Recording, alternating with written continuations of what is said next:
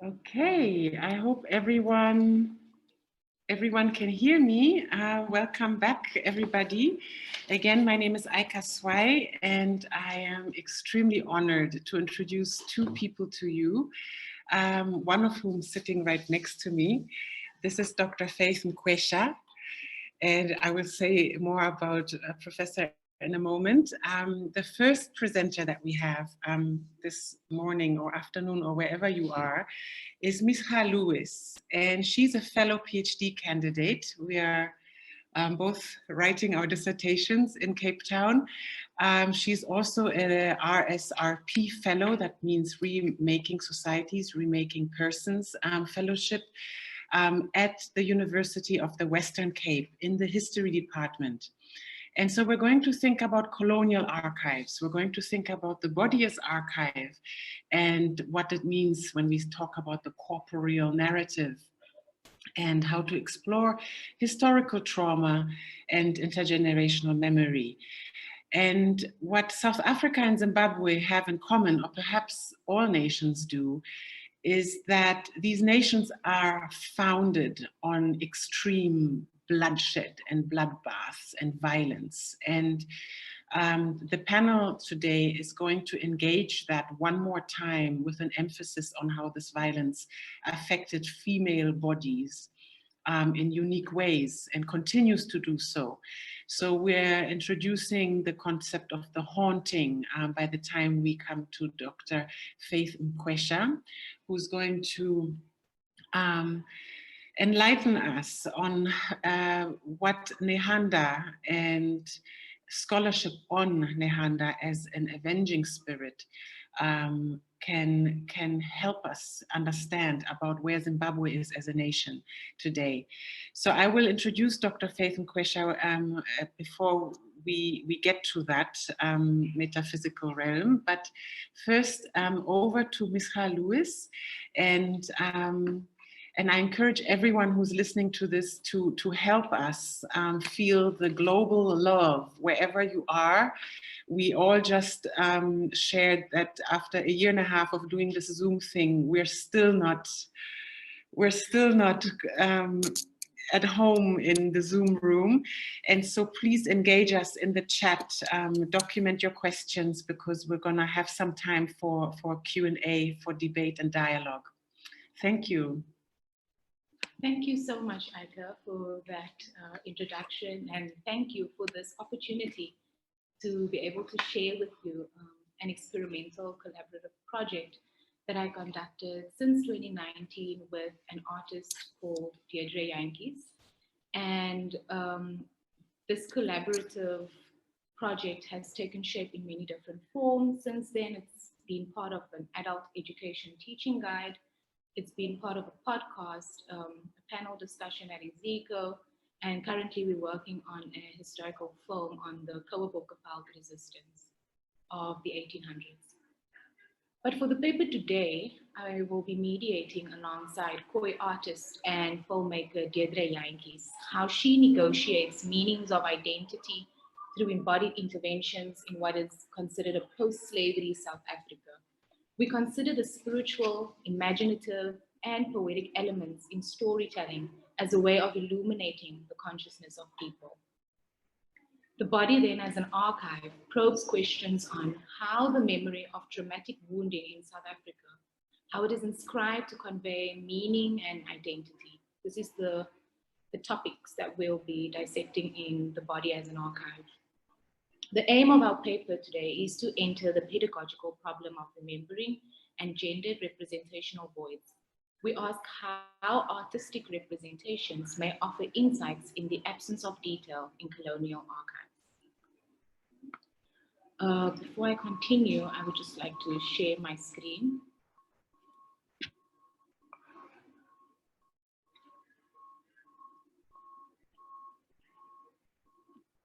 Okay, and I think the host needs to enable that for me to share my screen or share the presentation on the screen.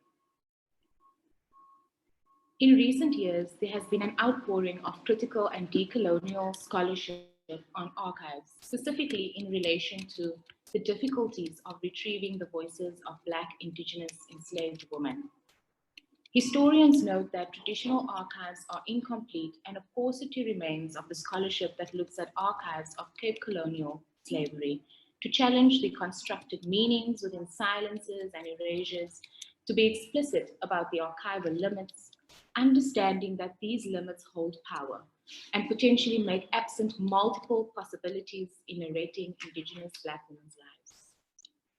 An acknowledgement of archival limits is not an alternative mode. Instead, we see it as an invitation to understand absence and fragments in archives differently, to rethink the empty spaces where enslaved and Indigenous women are erased, explore innovative approaches to remembering our histories. In this view, our approach attempts to rethink the idea of a critical archive from that which is already trapped in the carcerality of Western conventions. We embrace traces, fragments, and effect to confront loss, silence, and erasure. Not as a charred aftermath or negation of history, instead as a remembrance of why enslaved women's voices are still silenced and the archival process of absenting. In the next slide, I'll be introducing Deidre Yankees, aka African warrior queen, also artist.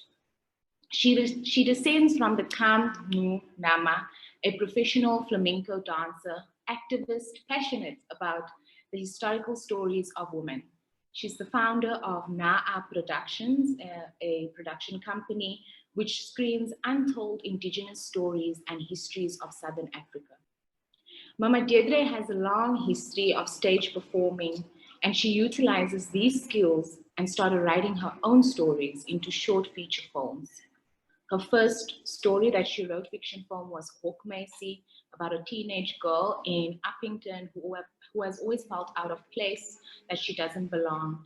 And Deidre records her journey into of discovering her roots, as well as the initiation as the last Sanhu speaker. She has produced and written an animation series. The next slide, please. Broadcasted on YouTube channel called Stories in the Wind.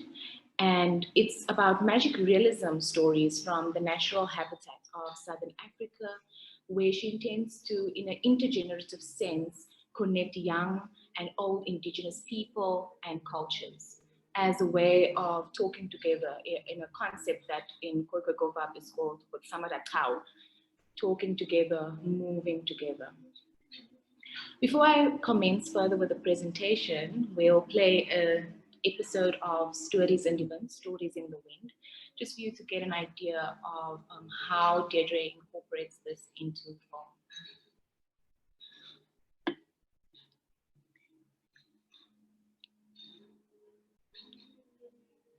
Hier is die story. En die wind.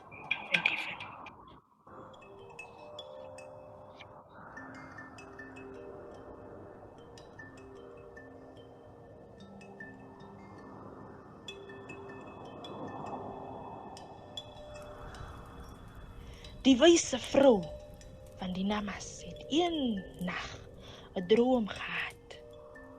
Dat haar 'n kind gaan gebore word, wat met die reën kan praat. En as teken sal die kind 'n geboortemerk dra van 'n reënblom.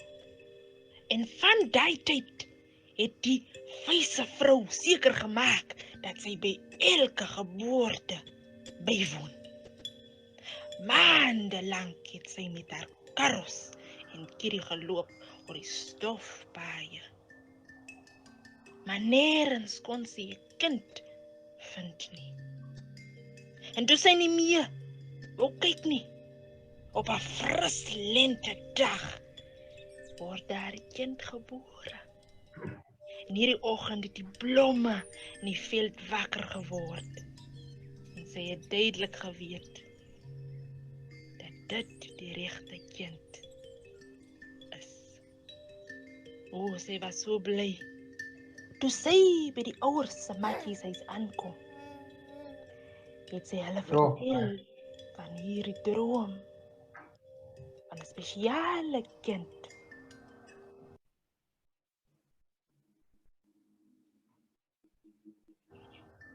Hierdie kind het na my toe gekom in 'n droom wat die maker my gestuur het. Daar kom 'n dag wat die reën gaan wegbly. En dan sal sy die enigste een van ons mense wees wat die wolke kan oopsluit. Baie dankie, wyse vrou, het die vader gesê. Wat moet ons doen? Ek moet na haar sterre kyk. Dit sal die antwoord wees vir die kind se naam. Dankie, wyse vrou, sê die moeder. En doen dit waarvoor die maker jou gestuur het. Toe sy die kind ontvang, het die wyse vrou haar saggies omgedraai en haar sterre gekyk. En daar duidelik op die pasgeboorte kind is die geboortemerk van die reënblom. Sy het dit vir die ouers gewys en gesê,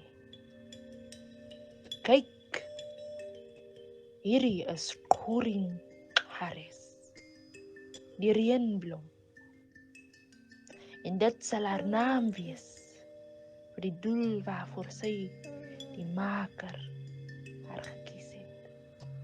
So is die kind se naam gegee en almal was opgewonde vir die toekoms saam met haar nama mense.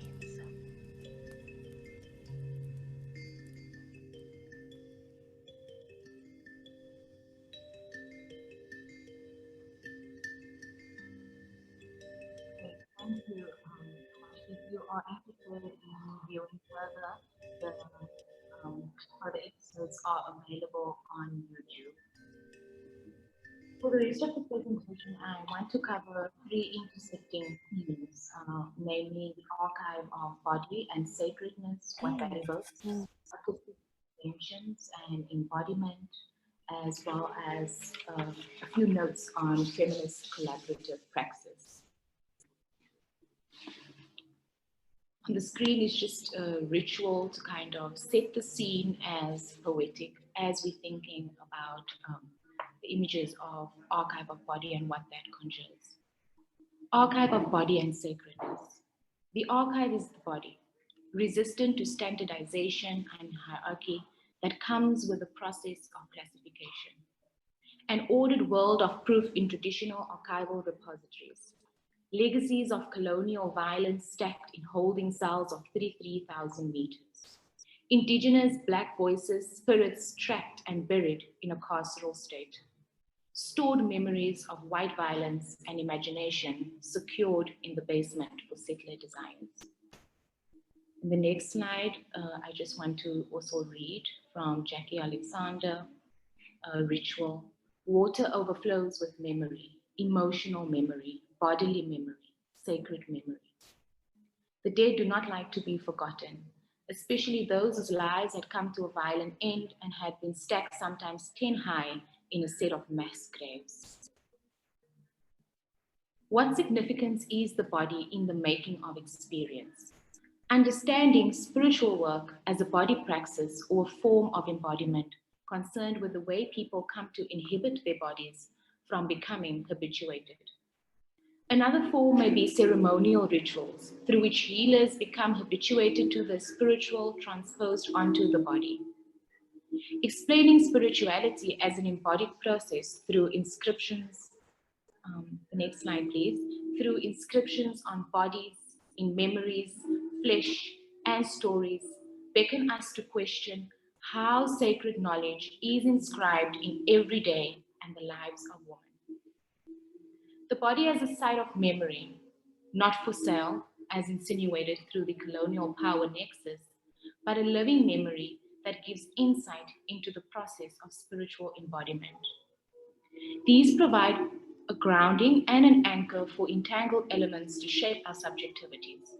It therefore comes as no surprise that we find many artists commanding sacred knowledge, creating aesthetic expressions through creative mediums such as storytelling, poetry, rhythm, visual arts, and performances. Next slide, please.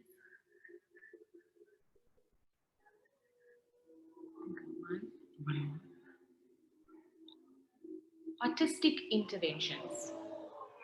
Artistic interventions suggest art, body, memory, sacredness, and history are fundamental to negotiating what is remembered and forgotten. Effective modes and artistic interventions provide a way of articulating the past officially curated archives may fail to do, particularly if historians insist on treating it as a fact and evidence mission. Next slide, please. This is an illustration that was done by Dev Andrew, and Dev Andrew was also the one who did the illustrations in Stories and Event, and offering a different representation of Khoi women outside of the primordial lenses that we are used to seeing in the public domain. So then, evoking Plantasi for Dinasi, plantation for the nation. The next slide, please. I want to share a quote during our oral history interviews with Deidre in terms of how she has conceptualized Plantasi for Dinasi, a plantation for the nation. And I read, I quote Plantasi for Dinasi because ons is verskillende. We are different breeds of flowers. It is just our environment. And during our conversations, when we spoke of environment, please read here, racism, colonialism, these issues that we are still facing, legacies of slavery, gender discrimination, all of these issues in terms of environment. It is just our environment that is not allowing us to blossom, to bloom, and to be extraordinary the way we deserve to be. I speak about the elements of plants or nature a lot because we are all part of nature. We are animals, we are plants, we are everything. And if we do not have a good environment, we perish. Again, returning to evoking Plantasi for Dinasi, I don't think there is a rigid way of explaining this, since it conjures all sorts of figurative and metaphorical senses. The idea of placing plantation and nation together, again, projecting a plantation memory that is existing within now in the present, trying to disrupt the rigid lines in terms of the past and the present. And I think that also evokes various kinds of, ideas around nation, nationality, and that concept in which we could discuss later. Embodiment. In defining what embodiment means, Deidre speaks of various mediums through which she channels and uses her voice, whether poetry, teaching, or in film production. Voice is storytelling, coming forth in different forms, various kinds of narratives that allow for the personal, creative, ancestral, collective, and political connections. Next slide, please. I'm going to play a short video where Deidre takes us or gives us a snippet into the process of embodiment through connecting with Sarah Bartman as an ancestor.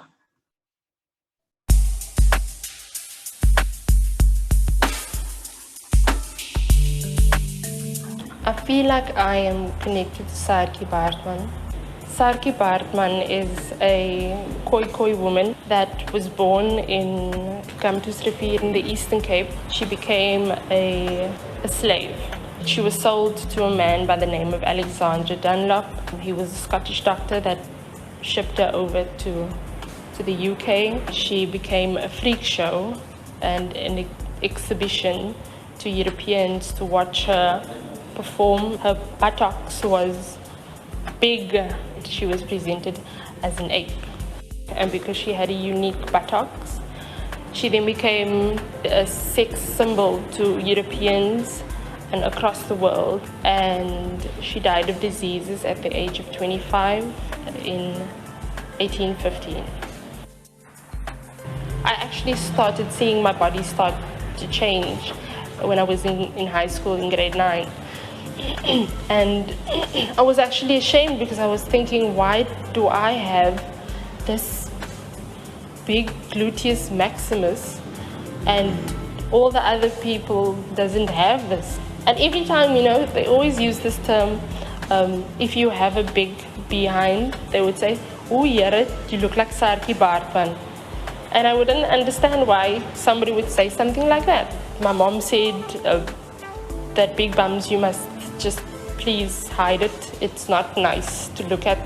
So it's been embedded into my family as well. So I started thinking, okay, so this body shouldn't be accepted.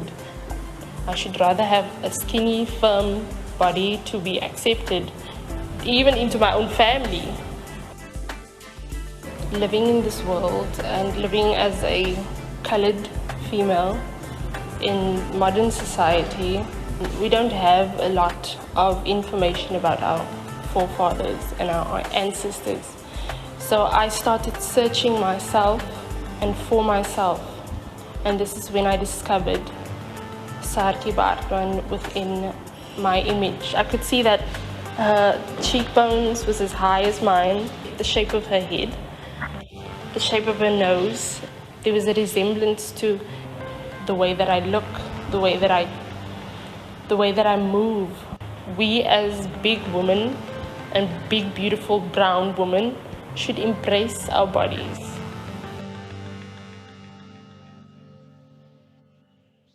Thank you. As a vessel for intergenerational knowledge and storytelling, Deidre is aware of her role in doing memory work and uses her body as a sacred pedagogical embodiment. In theorizing excessive flesh through embodiment of Sarah Baartman, spiritually connecting with Sarah Baartman, Deidre shares started during a search for self-determination.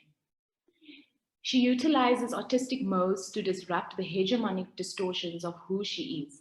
Her hypervisibility, she believes, is an opportunity to renegotiate the meaning of her own embodiment. In doing so, Deidre allows her body, through creative production, to be the archive through which Sarah's story is illuminated. And if we listen to the video, we would recognize that this embodiment at first appears physical and at first looks at the visual, but that it is also an affective mapping in terms of connecting with Sarah Baartman. As a trained flamenco dancer, Deidre uses the notion of shape-shifting, which is the metamorphosis into a form, into a being, a character. And she not only performs this transformation during flamenco dances, but channels mediums of spirit to communicate an embodied story. Deidre explores affective terrains through shape-shifting, allowing her to channel spirits and memory, using entry points of flesh and body as a way to bearing witness to the enduring trauma and repossessing spatial temporal understandings of the present for pedagogical intent. An exploration then of artistic interventions to remember slavery in South Africa through embodied narratives, open strands to explore in what ways knowledges are transmitted through sacred self, performative art, and storytelling. Just for the sake of time, I think we'll just go through how she reflects on the artistic mode of magic realism in film and performance.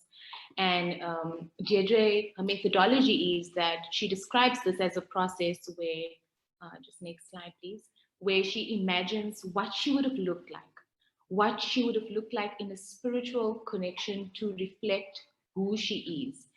And I think this is in contrast to the historical disciplining way of doing archival work and so forth. And those contrasts together, I think we could learn a lot, especially if we are going through an epistemological impasse in trying to narrate the stories from very condensed, judgment summaries, and just a line in court records, So in not reproducing the violence of the archive in those erasures of women, I think this is a spiritually connecting, and this is a creative way, a decolonial way of doing archival work. And so magic realism is not just a space of telling stories, it's a space where you can identify yourself, creating an audience that see themselves beyond the trajectories of violence, instead in worlds with endless possibilities. As an artist, Deidre's engagement with the archive for storytelling does not search for new knowledge of the past. Neither is it an attempt to discover history. Instead, she considers it a spiritual labor of her work as a storyteller and embodied artist.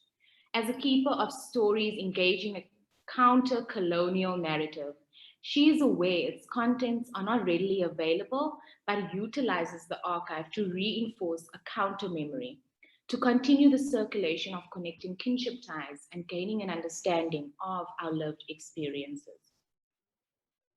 A few notes on methodology. Okay, I'll cover this in 1 minute. Can you just go to the next slide, please? Next one. Next one.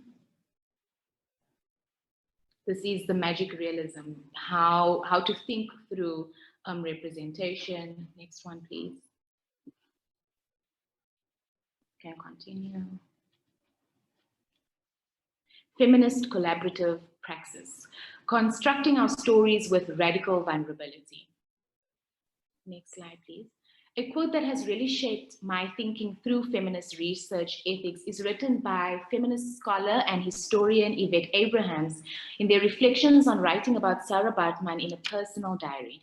And I'm going to read the quote. It says, "This diary is about my inability to be a disembodied academic, dispassionately analyzing some objectified specimen."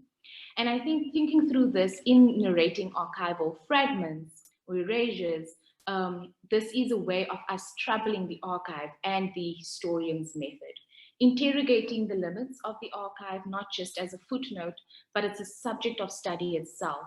And so it matters in how historical events, moments, and representations are produced. And this returns to the question of radical vulnerability, of how and why we come to story and its retellings. In thinking through collaborative praxis, conversations, sharing stories for us became an opening for collaborative praxis, because it was about us authoring from multiple locations to negotiate these marginalized representations. And a quote by Regenerative that really, still sticks is about the conceptual and methodological disciplining and reductionism within academia. The wild, complex, and I read, irreducible context of lives, struggles, and relationships are often treated as irrelevant and shoved into the background. Next slide. Another quote about destabilizing the grounding of a definitive and a universal truth of past or present, and sitting at the end of multiple truths as being meaningful to the communities that we are studying. And this again extends into Regenerative concept of there's a we and there's an I in this process, in us doing these work, community work. And collaborations with artists and activists then in archival work play an important role in the intergenerative dialogues across social and institutional borders. For artists like Deidre to see the Khoi and San people reflected in African films enables a mirror of reflections that remain distorted and fragmented, continuing the historical violation of unspoken intergenerational trauma that affects our lives today. Thank you so much. Looking forward to engaging further. Oh, how to follow that.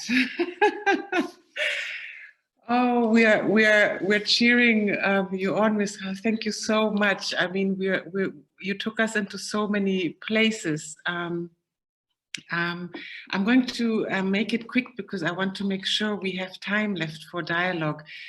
So over to you, Professor. Dr. Faith Nkwesha is currently based in Finland, yes. I understand, and came all the way to Cape Town to bring us all home.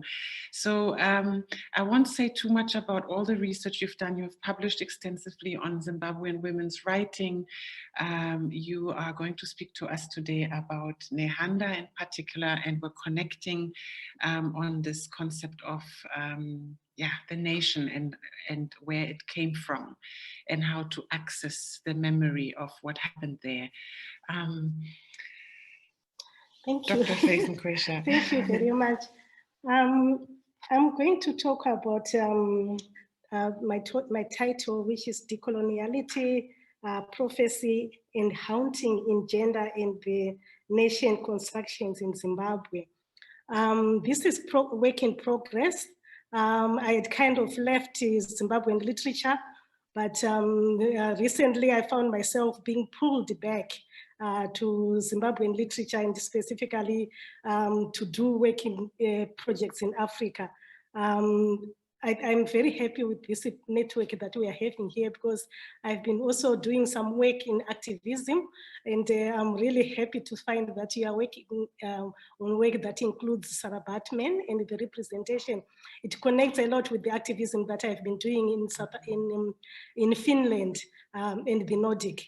About the representation of the Black women and specifically Black children. So I'm very happy. I think I can see that there is a connection in our work. Coming back to my discussion, I first came into contact with Nehanda when I was a child. I was born during the times the Zimbabwean liberation struggle had just started in the 1960s. And I grew up during the war. So I can say that I'm a child of the war. So I came to know Nehanda through the freedom fighters when they were fighting the second liberation struggle of Zimbabwe. They would have what they called night vigils, whereby they would bring all the people from their villages and you gather at wherever they will be having this night vigil. And the aim of these night vigils was to conscientize the masses on why they were fighting the liberation struggle, so that they would be knowledgeable. So during this conscientization processes, there was a lot of singing.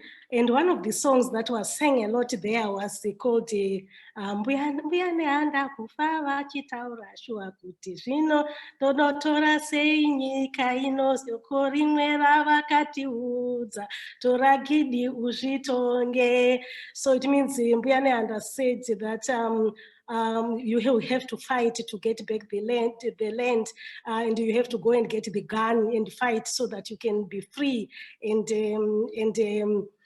rule yourselves. So I came to know Nehanda through this, but I just forgot about it because we were children. I grew up and Zimbabwe became independent in 1980 when I was like 14 years. So I never thought seriously about what we were hearing at these night vigils. And there was no talk about the war at all.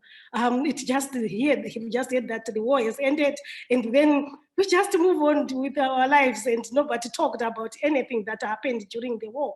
And as children, we saw the dead freedom fighters, we saw the soldiers, we went through the whole process of the war. We were participating as from childhood. So, but nobody talked about it. We just moved on, not even discussing, not even a single day, or even thinking about it. So when I was now doing my PhD, then I started looking at Zimbabwean women writers. I wanted to do a PhD on Zimbabwean women writers only, and in their conversations with African women writers in general. That's when I came to focus on Yvonne Vera. I had heard the other book, Butterfly Burning, but I had not heard about Nehanda. It was not even being taught in schools. So then I saw that she had written this book, Nehanda, and then I kind of got interested in my memory, childhood memory got triggered about those Morali night vigil songs that we used to sing when the war was going on. Then I read the novel, and it became a very defining novel for my thesis, because I had come up with this very broad topic on Zimbabwean women writers recreating gender images from 1950s to the present. So when reading this novel, it took me to the pre-colonial, because when I conceptualized my thesis, I never thought of addressing the pre-colonial. I just wanted to focus on the colonization and post-colonial. So I read the book, I read the spiritual prose that is used in it, but it never connected with me from a spiritual level. It was just this academic writing the thesis so that you just get your PhD and go. And I read Yvonne Vera interviews, and Yvonne Vera explained in one interview that in writing that book, she had to invoke the spirit of Nehanda so that it could possess her. And she wrote the book, Nehanda, through the process of possession. That's how she wrote the book. In other words, it was Nehanda narrating herself through Yvonne Vera. So it was fascinating for me, but I saw it and then I forgot about it. Then when I moved to Finland, there for some years, in 2019, actually 6 December, I still remember the date, I started having this like a vision, like you are sleeping, but I was not sleeping. And it went on for hours and hours, and having this voice of Nehanda speaking to me. I thought I was really going crazy. But I listened to what it was saying, and it was talking about the nation, how peace can come into the nation, and how that rituals must be done into the nation, and then they move on to the African continent, and that is the only way that there's going to be peace. So this really made me feel that no, something had gone wrong in my mind. It happened until 3 o'clock. I could not even sleep. Then a friend of mine, Professor Kisito Mchema, sent me a message during that time around 3 a.m. And I said, but why are you awake? We had not talked for a long time, I think maybe a year or so. Then he said, no, we did not have electricity, so electricity came, and then I was charging my phone, then I thought about you. Then I just sent you this message, how are you? So I said, no, you really sent this message because I call him Sawira. Sawira is a concept that we have in Zimbabwe, where you have people, you encounter each other, then you develop a relationship from mutual liking. And from this mutual liking, you become, it's not friends, but you become very close and become like relatives, and you can brew beer to cement the relationship, and it becomes very strong. So because we are very close, this is my Sawira, so I told him that, you know, I think my brain is not working properly. Something is happening to me. And then I told him this, what was happening, that it's like a vision, but I'm really awake. Then he told me to record what were those visions, to write them, what was coming. Then I said, okay, I will write. And then I started writing. So then there came this emphasis on the umbilical cord. So this metaphor, it was coming like a child in the womb. And this child in the womb, the metaphor, I could see the long cord, but it was like stretching, like that child is, the womb of the mother is far away. So this mother has got there's a very long umbilical cord connecting them. So I wrote that about this umbilical cord. Then I went to Google umbilical cord. What does that mean? It happened another day. It was around 2 a.m. So I Googled it. Then I said, okay, I saw a poem by a Zimbabwean writer came out, and the title was actually umbilical cord. So I said, okay, so I'm not going crazy. So this is real. So I read the poem. I'm not going to really talk about the poem now. It's a very interesting poem, but it was about connecting to the land and connecting to the ancestors and where you come from. So I thought, okay, what does this mean? So this moved me to go back to Nehanda again, to try to understand this woman, who is Nehanda? Besides my reading in academic book and analyzing it as an academic figure, but who is this? So I now went deep and I realized that this Nehanda is a very important figure from pre-colonial, not in the academic way I had done during my PhD thesis, but now I really discovered that she's a figure that went through violence, and she's a figure that keeps on pushing to have its intentions heard. It wants to be heard. So then I had to rethink of the repressed consciousness, that there is a communication that is happening here, and what is it that this national figure wants. And when I Googled, I realized that apparently she is connected to me very, very close. We have the same totem, and so it means she's my ancestor in a real sense, not just the nation. So now I had to think, okay, now that I know that this woman is my ancestor, we are connected spiritually, so what is the connection here? And then I started working on this project to try and really understand the concept of prophecy and haunting, and really understand what does it mean in an academic, and from analyzing it from a decolonial approach. So looking at it with the decolonial lenses, it opened another a layer of contextualization and understanding and interpretation for me. I became aware of that this Nehanda, the actual Nehanda was a spirit that is a lion spirit.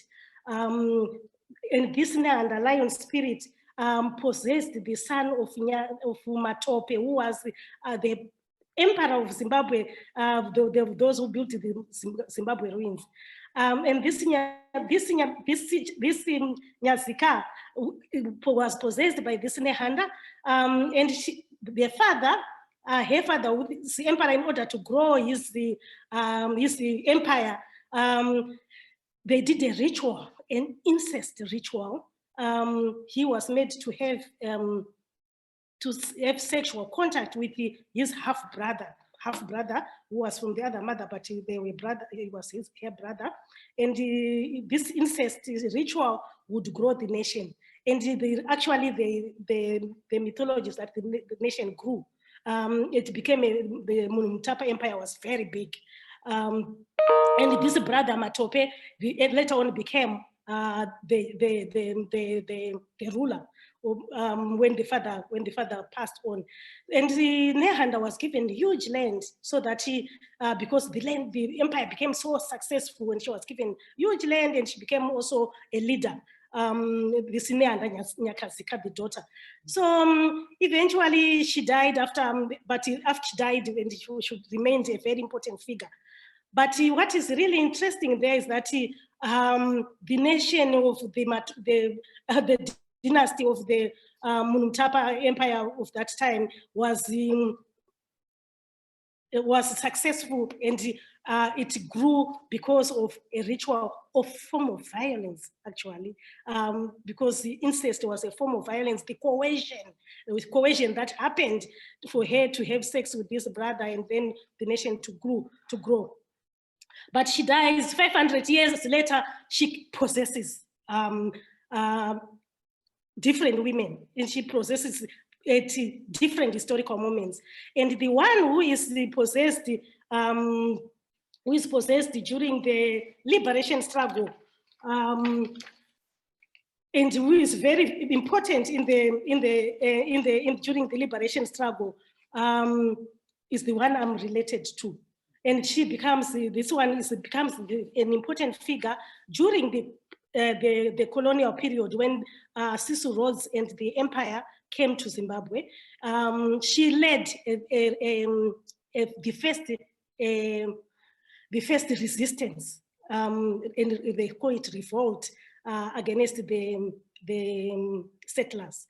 It was successful. Actually, I'm not going to go into figures because of our time, but they really killed, I think, many white farmers. And she was working with the Kaguvi and the others from the Matebeleland as well were participating. But what I want to point out, what is important in this event of the revolt, is that she was leading it. this woman who was possessed by Neander at this particular time, Neander Charwe Nyakaskana. So this Charwe, who is my real ancestor, is a real historical figure. It's not a myth that it's a historical figure. It's only that my laptop did not have problems. I would have shown the images of her. So she led this revolution, and then obviously they lost. And then they were defeated because the settlers called for reinforcements from South Africa, and the reinforcement came. And when they came, they lost, and then they were taken here and Kaguvi. Kaguvi, who was the warrior leader. But what is interesting in this moment is that when they were captured and put in prison, Kaguvi kind of got interested in the Christianity, because they were preaching to him that he would have to convert so that he could become a Christian, and when he dies, when he's killed or dies, then he can go to heaven. But Neander Nyakaskana and Kaguvi became interested. Actually, they say in the historical fact that he converted to Christianity before his death. But Neander Nyakaskana refused. He said he wanted nothing to do with this Jesus and this God of the white men. So she refused, and during the execution, they struggled to kill her, because they had to use the noose. So the noose, they did everything. Kaguvi died very fast, peacefully, and went, but Neander, they could not. And eventually there was a black policeman who told them that you have to take the snuff that she has. Because she had the snuff, a pocket, the snuff.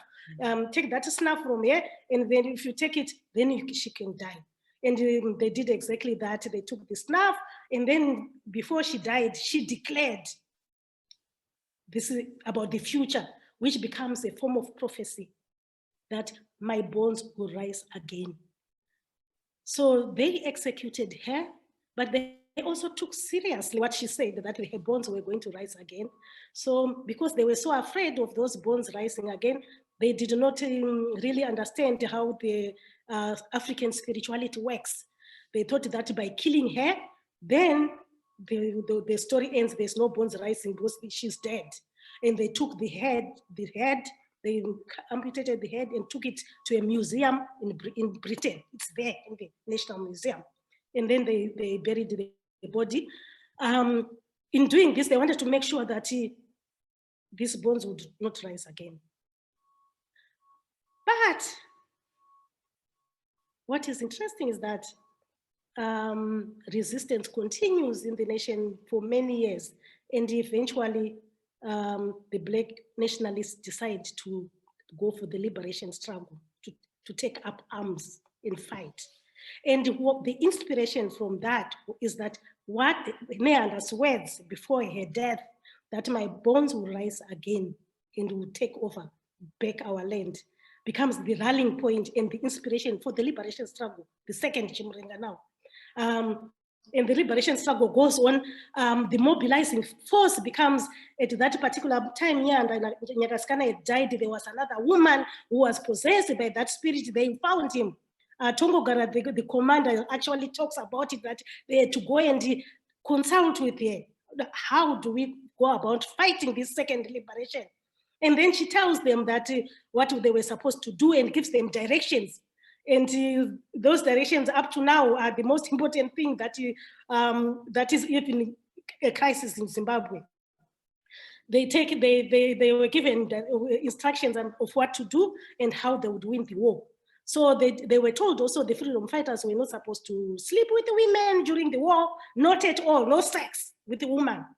They were told other things that they were supposed to do, but sex becomes a very important part of that instruction.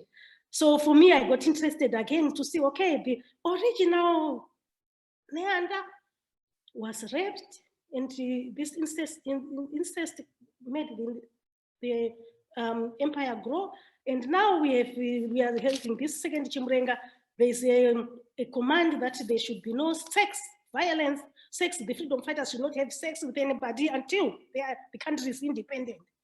which becomes an impossible thing, because as we read in the men of the freedom fighters, for example, Freedom Nyambuya, we know that they did not listen to this instruction. They ended up doing many bad things, even raping some of the freedom fighters and so forth.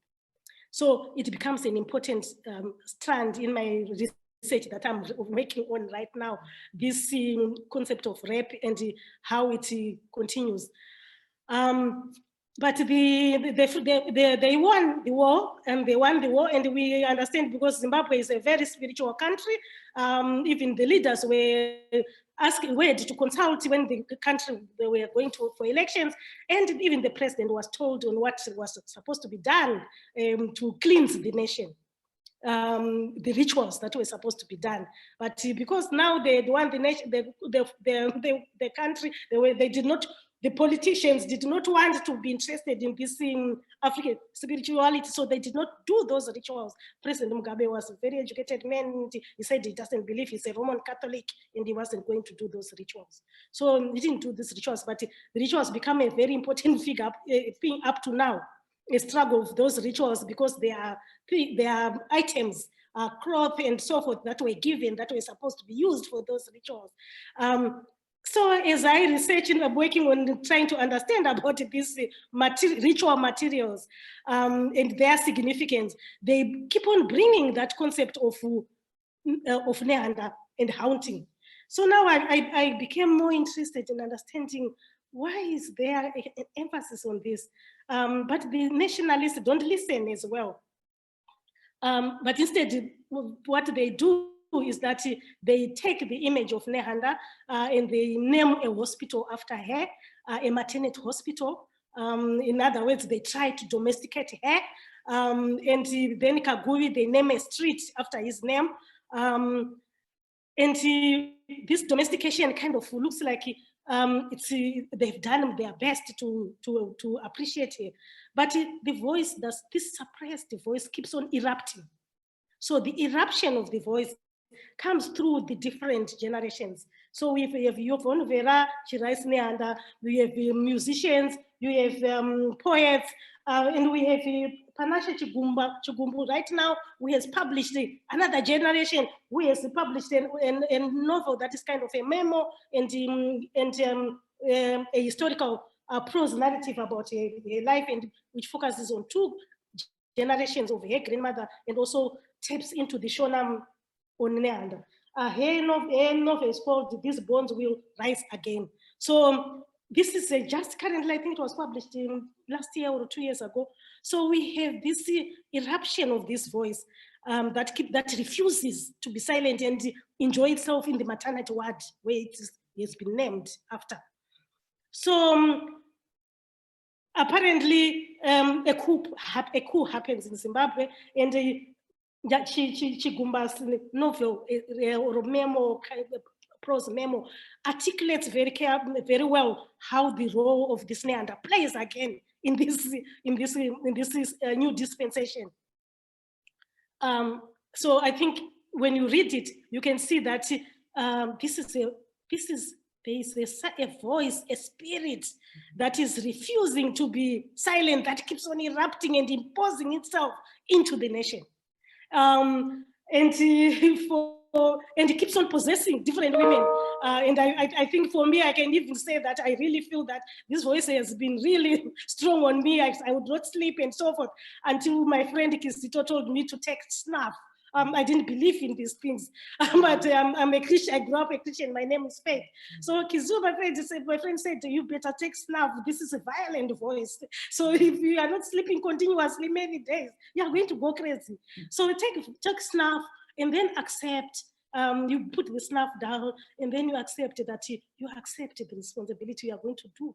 You are going to listen to this voice, and you are going to do as is being downloaded through those visions and prophecy, because I don't really know yet what to call them, because I'll be awake. But I'm literally kind of hearing a voice and I'm seeing visions like this umbilical cord. I can literally see it like a film a TV. So I don't know how to name it at the moment.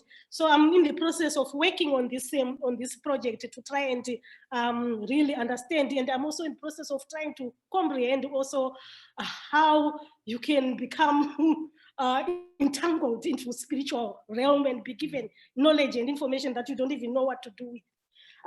So that's why I am really interested in this haunting, that what is it that this voice wants, and what is it that this is spiritual voice of Neander really wants for the nation. So, and I later on discovered it's not me only. This voice is really erupting. This year in May, the Zimbabwe government put up a structure, a statue of Nehanda in the central city. So for me, when I saw that process happening, I said, okay, they have now put it in the center of the city. And it was Africa Day there to do the unveiling on Africa Day, really talking about the important work that she has done. So it was a sign that now they acknowledge, they have moved from the maternity ward. Now they are naming, they are putting the statue there as the mother of the nation. So that, again, the national metaphor, nationalism that uses the concept of the women as the mothers of the nation becomes symbolic in this representation that they do with the sculpture. So what does it mean to put her there? It was a very big, it created a lot of discussion because the first sculpture that they had put, there was a national outcry that the people did not want it, but the sculpture who had done it is a Zimbabwean and a very prominent Zimbabwean artist who had worked on that sculpture. And he says that he had done a lot of research and worked hard to do it. He was surprised when there was such an outcry. So what he did after that, the rejection of that, all the work that he had done, he says in a one interview that I was reading last night, he says that after that outcry, he went back and for the first time, he felt so defeated that he went and did an African ritual to consult in the Nehanda spirit. What do you want? How do you want to be represented? I have worked so hard because he had invested, it's a huge structure. He had invested a lot of time and money into it. So he says then after he did that, he just had a vision that to go into the archive, the British archive. So he went to the British archive. He didn't know what he was looking for. He just went searching there. And then he got the photo, the last photo that she was taken before the execution of Neanda, standing with Kaguvi. And that photo with his pouch, with the snuff that she was saying that she had that made them struggle to kill her. Then he said, quickly, he realized, this is what she wants. Then he went and sat down and did the new sculpture that was unveiled in May. And then the whole nation was happy that this is good representation. But what has been interesting for me is the idea of invoking this spirit all the time. And how it speaks itself, and how it continues to play this important role of nation building, because in all the different stages, it is about nation building. I'm left with 2 minutes, so I will not go into much more, but what I can see, what I'm working on now is to try and conceptualize this idea of the haunted nation, and what is the atonement that is needed in order to release and to appease the spirit of Nehanda that is haunting the nation, because it is haunting the nation because they keep on doing things, and up to now, I'm having these conversations with her. And I know what she says.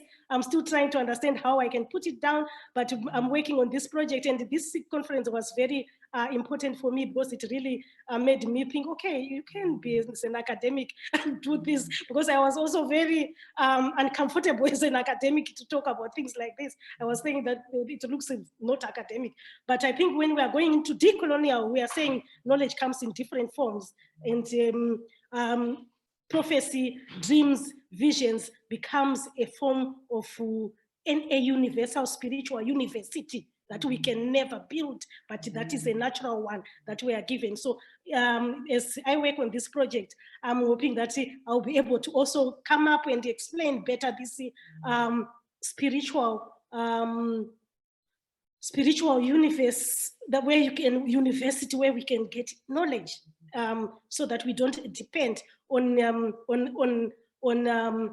the written word only, because we can see that from Vera, Chigumba, the sculpture, everyone, we are talking about the spirit possessing and speaking out.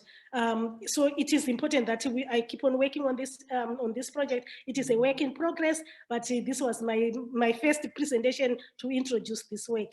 Thank you very much. Thank you so much. We want to applaud and clap, but that wouldn't sound right on Zoom. I am overwhelmed because we have 3 minutes. We have 3 minutes, and this is, we need a way to hold this moment.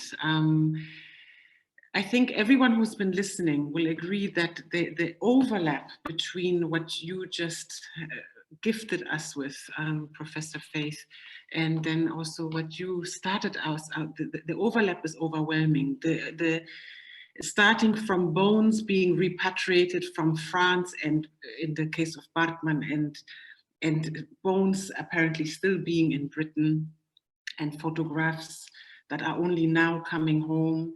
There's I'm hearing translation and how to, this challenge of how do we listen? How do we then translate? How do we find words? I'm hearing how the body plays a role in that communicability of what we are being tasked to relay to the generations after us, but also our own. I'm hearing that it affects the body. The body has to, at 3 a.m. deal with the communication. And I'm a bit overwhelmed at asking, any question in the minute that we have left. But I suppose if there's one question I can ask pertaining to a commonality that I sensed in both your talks, there's something we are to do after we sort out the whole academic role, which also I heard in your presentation, Misra.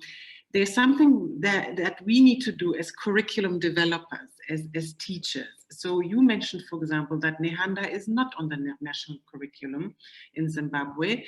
And the hope is that events like the statue gaining so much celebration and visibility will now put the Ministry of Education in a tight spot, because how can we on one hand elevate the statue and say she's the mother of the nation, but our students are not reading Yvonne Bera's Nehanda?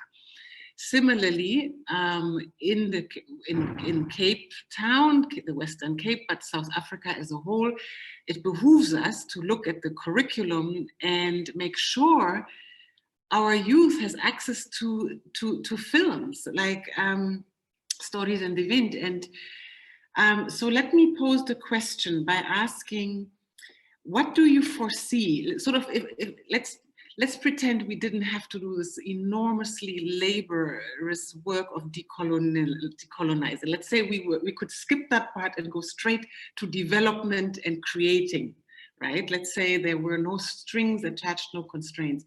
What do you foresee to be a major challenge, but in a good way, the kind of challenge that gets you excited in conveying this material now to the youth, but also to anyone who wants to learn how to listen, how to decipher, how to trust the communication that you're both describing, how to trust. I mean, one problem is the English, eh? How do you say possession in Shona? Because that word possession has English baggage. The word magic and magic realism has imperial framework baggage and luggage.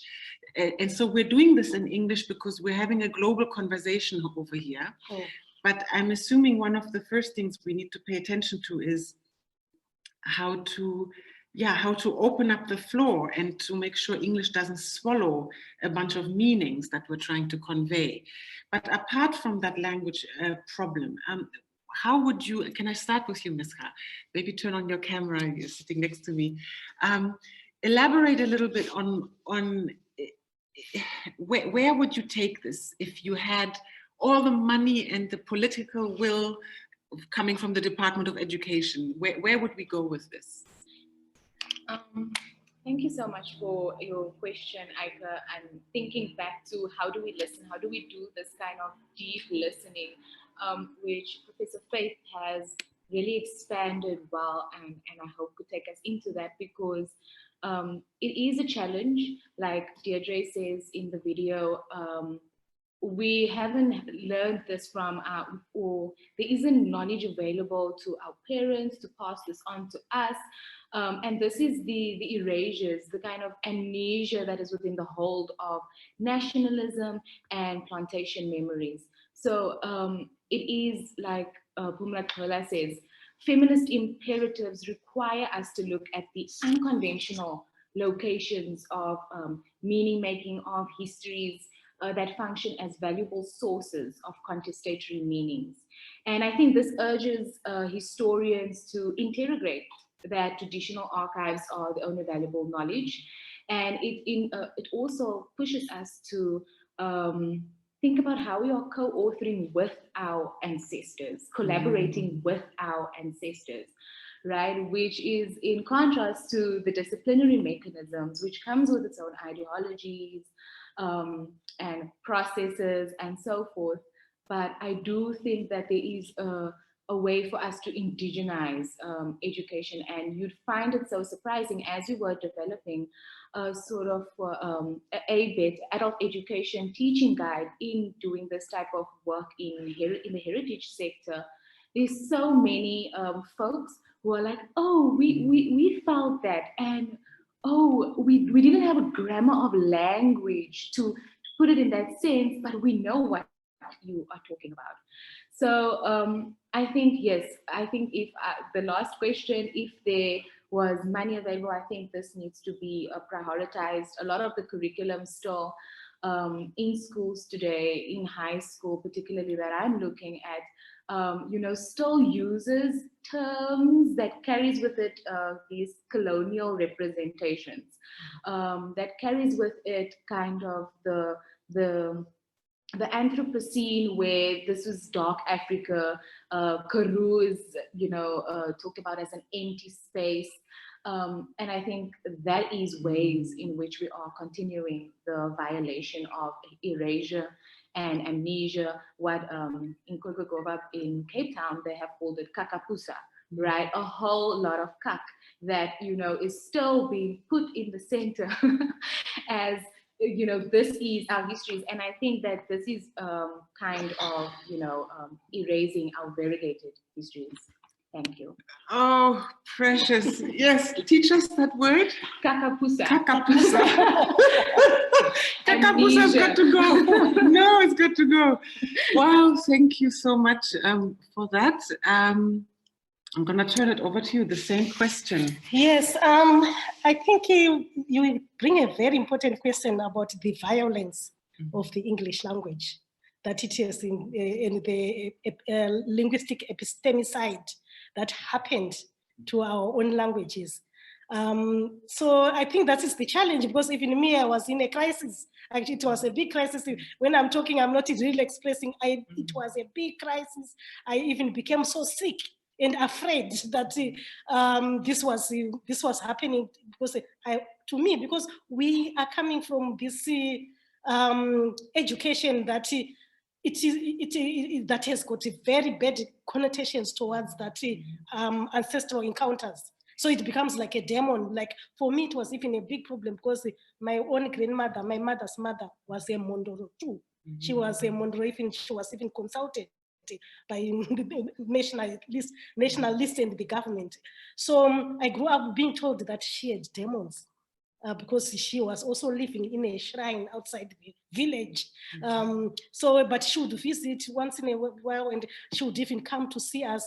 So I'm also dealing with this trauma of associating everything like this with the demons. So I think for me, it's a process that I'm going through. I don't have answers at all. I'm working on this work too. I'm hoping through the process we have answers, but I'm also hoping that we can create, even within language, in the English language, non-violent terms of using, because like Mwari, that team, because the Mondoro talks directly to Mwari in our Shona culture. So even those possessed by Nehanda, they are Mondoros, they are talking directly to Mwari. Mwari in our culture is the creator, the one of the universe who binds everything that is in the waters and the rivers and the seas and the skies and every creation. But now if we translate, it's God. And when we translate it to God, it becomes a white man. So how do you translate this Mwari? They are worshiping to this God who is called a white man, his father, in Christianity. So that is a crisis. Actually, I went into a crisis myself, crisis of religion, and this whole thing. To how do I put it together? So, but working with my friend Sawira, Professor Kizito Mchemwa, has been very grounding. And I also have a professor whom I'm working with now in Ireland. I'm going there for 1 year to continue this work with him. He also understands it very well, because me, the truth is, I grew up in a way that I was taught not to shun it, and even my own grandmother, we were afraid of her. And I only related with her when I was married now, because when I started communicating with her as an adult and discovered that she is a gifted, and she'll tell me about my future, this is going to happen to you, and whatever she told me, even though at that time would laugh about it, it has happened. But now I'm really discovering that at that moment I didn't understand this grandmother, my own grandmother, because of Christianity. My father's side was very Christian. They are Christians. So yeah, this is a complex question. So, but it's about creating. I think we have to create the language, even within that English language, which we are using as a tool of communication. But we have to create new concepts and new words. Yes. So, and also it becomes about ownership. I don't even know, because when I'm working, like even the title I'm working with that is going to be of that book, I was given in a dream, literally having pages flopping. That's why I flopping one page, another page with the title and what you are supposed to write. So do you own it this way? If I'm going to write it, if it's going to be, do I own it as well? So that's a lot of questions that I have. We are at the very, very beginning of figuring this out. It means that English might have to grow. We need to import more words, and they might not sound English at first. Kakapusa. And MLA, APA might need a new edition, because what I'm hearing now is, if an ancestor speaks to you in a dream and you want to cite that ancestor in your PhD dissertation or your academic paper, how do you reference that? Do you own that knowledge? Do you say it's you have to give credit where credit is due, but how do you do that? MLA, APA, right? We have to log off. I mean, we're going to have a fun follow-up conversation, but to you listening online and on Zoom, thank you so much for supporting us spiritually and mentally, and in every other way. We can feel your energy all over the globe right now. And I'm going to say thank you to my speakers one more time, Misha and Professor Faith. Thank you so much for joining us.